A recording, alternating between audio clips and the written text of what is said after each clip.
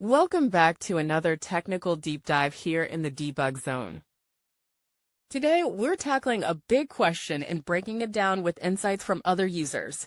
Hopefully this clears up some misconceptions and helps you get the answer you need. So buckle up, stay a little curious, and let's jump right in.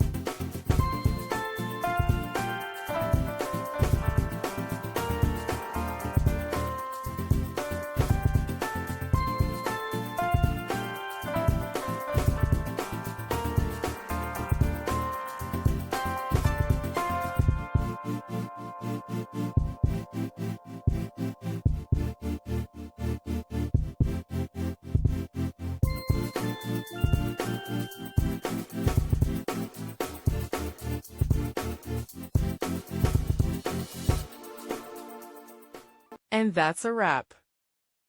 I hope you found the answer you were looking for. If you did, take a second to hit that subscribe button. It really helps out. And let me know in the comments which solution worked best for you. See you next time in the debug zone.